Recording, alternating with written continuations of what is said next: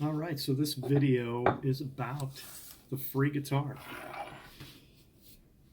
I was out guitar hunting one afternoon. I was on my way to buy the Maya guitar, which there's a video on, or will be shortly. Got a little sawdust on me.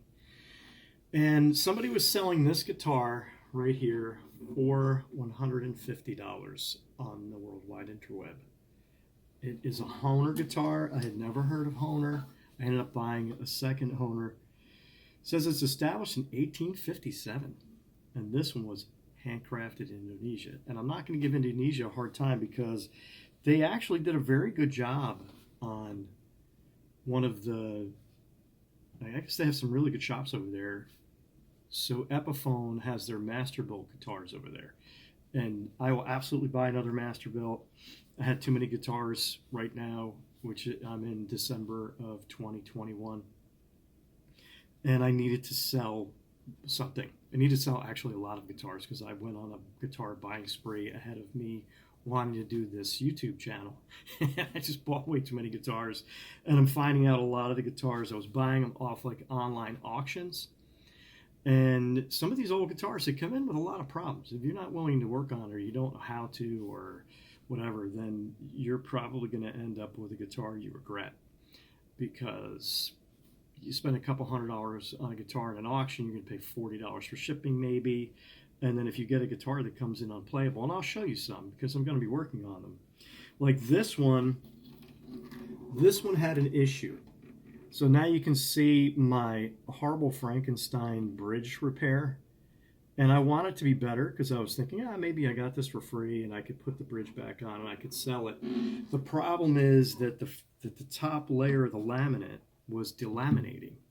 And I was kind of in a hurry. I didn't take enough time to probably take a syringe and syringe some fish glue up in there and get it looking better. And then when I went to mount it, I bought this caul that is like a clamp mechanism. You put some screws down through the soundboard, through the bridge, through a couple of the bridge pin holes, and you hold it, you clamp it down. I think maybe this bridge is twisted, to be honest with you, at this one part of the wing. Or the guitar is just deformed there. And that's what happens. And it doesn't matter how cheap a guitar you buy, that if you buy a guitar and you don't properly humidify it, it's wood. And I was completely neglectful of my guitars for a long time, but I would play them and maybe having them in out of the case. New Jersey's not really, it's pretty humid here a lot of the year except for the wintertime.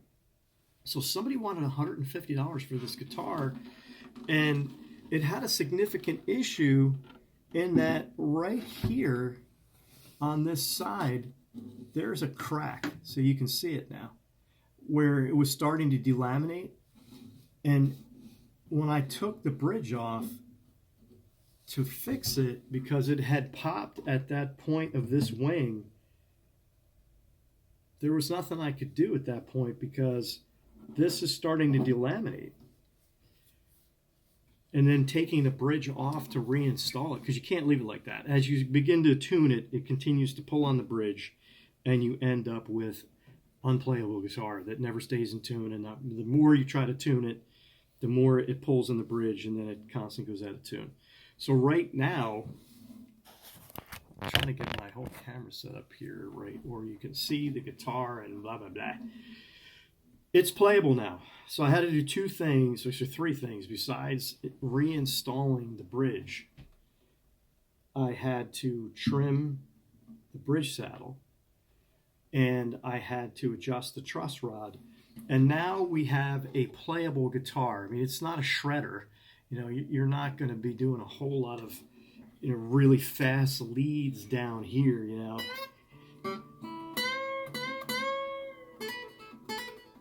And I don't really have any of those, so obviously. But for strumming,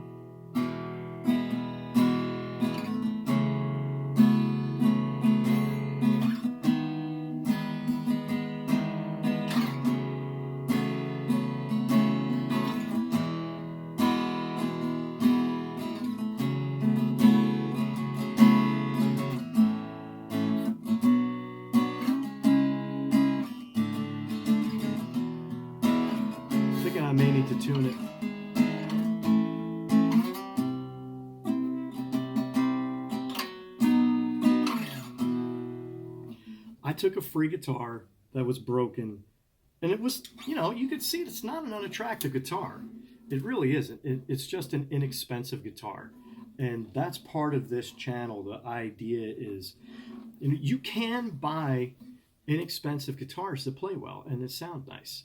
I think what happens to players, like anybody, you get to a certain point, if you're willing to spend a lot of money on a guitar, you're going to get a great guitar. I mean, there's no doubt about it. If you spend a couple grand, even over $1,000, you can really find phenomenal guitars that play well. And then it kind of skews your mentality about how much guitar. I mean, for me, in this beginning of this channel, it's kind of skewed my opinion of how much guitars are worth. Like, I see some vintage guitars, and I think, oh, that'll totally sell for $500 or $600. And then even like the Epiphone sold for less than I paid for it, and I drove around to get it. But I put it up on eBay. You could leave them on Reverb forever, and they'll never sell. I don't know what Reverb's turnover is on sales. I would rather sell through eBay. At least it's an auction. And then if you have to sell a guitar, you price it to sell, and it'll go. And they have really inexpensive rates on shipping. So kudos to eBay.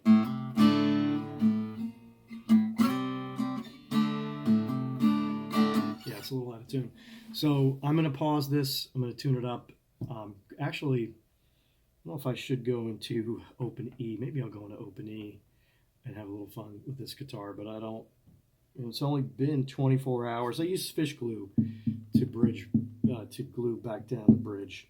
And I need to trim this because it looks like it's not set in there well. And I think it is. I think the moron that I was the first time, thank God I installed it the first time here, is I thought the bridge was glued in there. I mean, the bridge saddle was glued into the bridge, and I didn't remove it. And then when I used the call, I think it tilted the bridge up. It's thoroughly onto the guitar, and it's below the surface of this delaminating first layer of laminate. So I know I have it stuck onto the guitar. I'm not worried about it. You know, there's no none of the bracing has come loose. So this was not a situation of the problem of the bracing. It's a problem of the bridge being glued onto the finish, and the finish pulled up the first layer of laminate, and it cracked, and it came loose because this is probably not supposed to be glued onto the first layer of laminate. And that's the problem with your cheaper guitars, is they're not going to tape off for where the bridge plate is going to go. And then, you know, you have an otherwise nice looking fretboard. The truss rod worked, and I was able to get it to flat, and it's attractive. You know, when you see it, it's got a nice little sunburst finish on it. And it's the stuff that they can do easy, apparently, that they do well. And the stuff that it takes a little more time, and time is money when you're building a guitar, is something like not gluing the bridge onto the finish. I don't know what to say about that.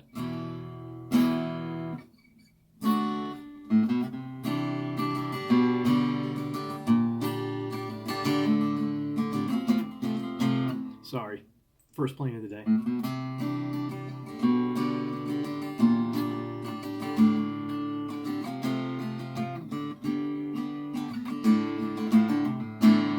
Like I said, I'm going to pause. I'm going to get my iPad because I paid for Guitar Tuna on the iPad, so I have the open tunings on there, and I'm going to see what this sounds like in an open tuning. All right, so I put this in the Open E, and then you have Talks to Angels, which is one of those Black Crow songs. It sounds really cool.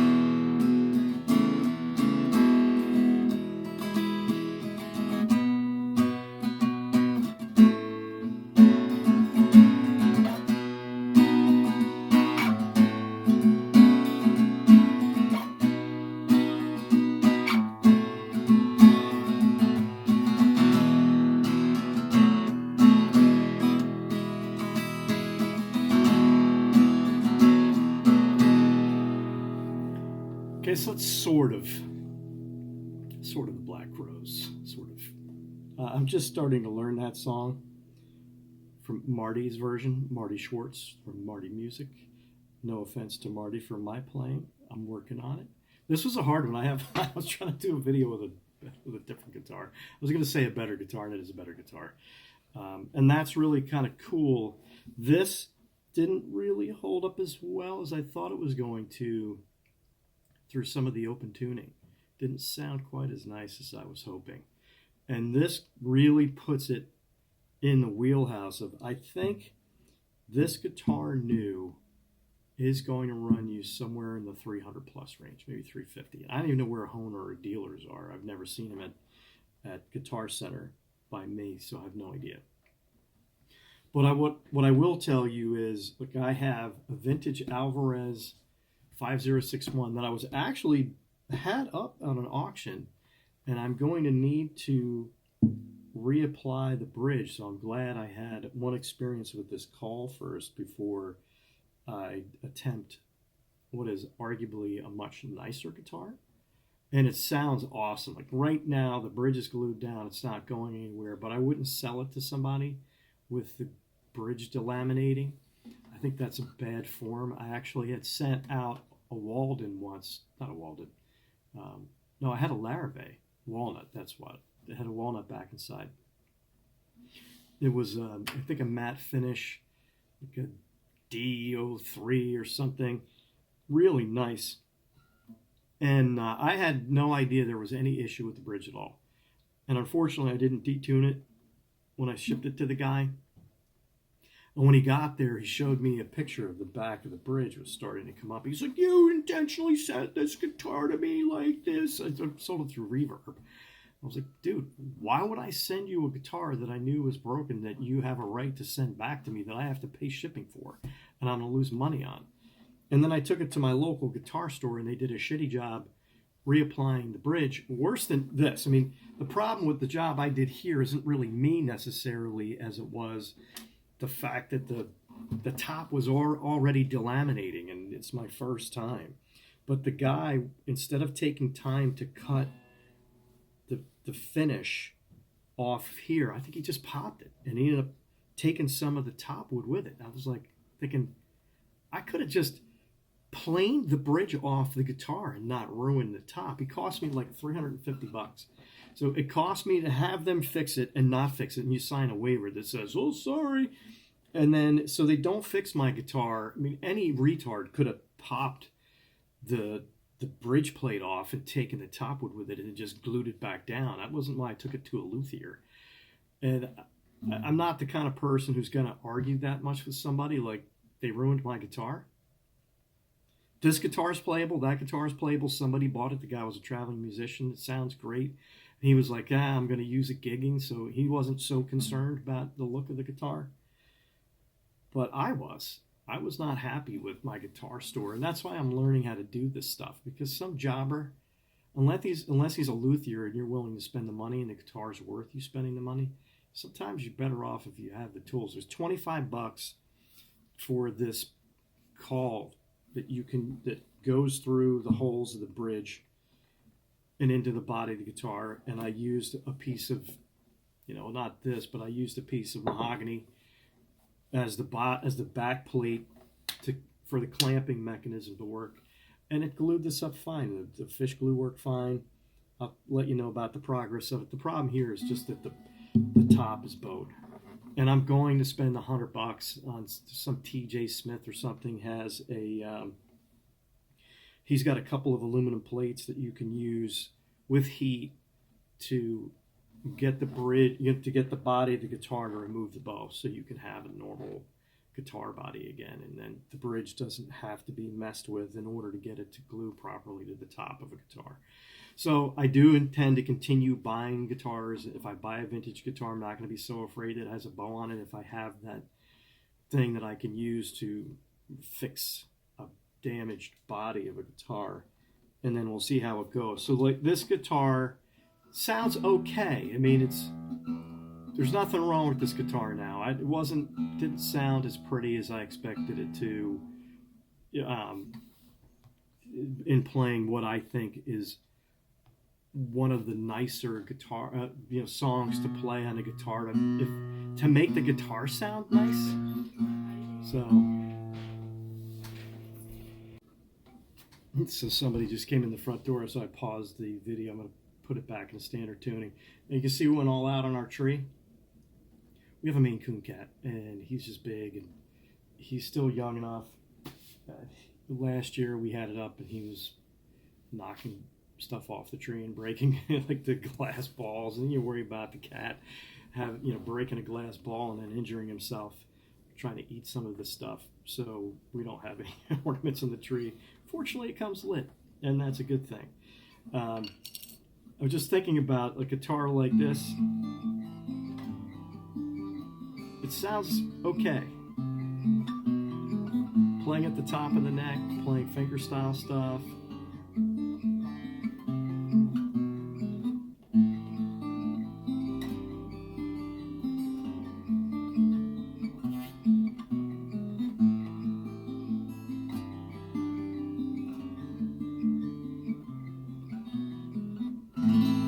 I know there's more to that Led Zeppelin song. It's just the first part that I've learned on. I just love playing that over and over and over and over and over again. It sounds amazing. It's one of my favorite guitar noodles of all time.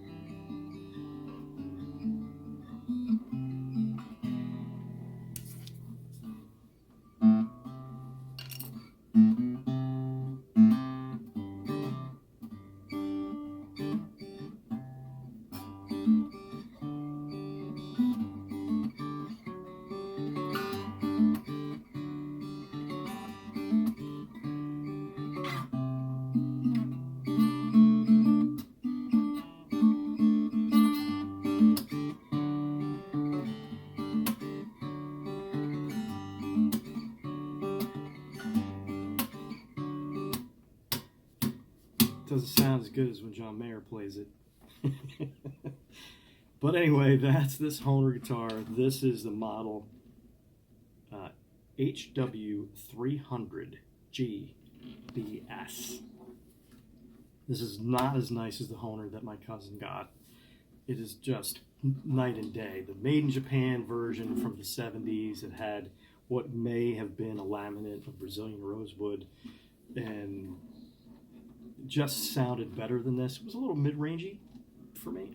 I still have a tendency to like a bigger box guitar that gives you a little more depth. So that probably wouldn't have been a keeper for me, even like it was set up, and had one minor repair to make at the bottom of the heel. There was a little bit of a crack, and just flooded it with some fish glue, clamped it, closed it. No worries, ship it out to my cousin. She's a beginner. It's not her last guitar.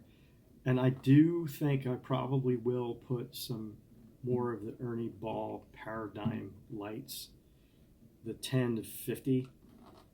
Playing a lot does get the fingertips, and I found that they sound really awesome. I guess that's the Paradigm, is their light gauge, but they still sound great, and they have a nice deep bass. So I probably will keep a guitar with those on there, just so I can rotate it in when my fingers start to hurt, because obviously I need to keep playing to get better. And that's the plan.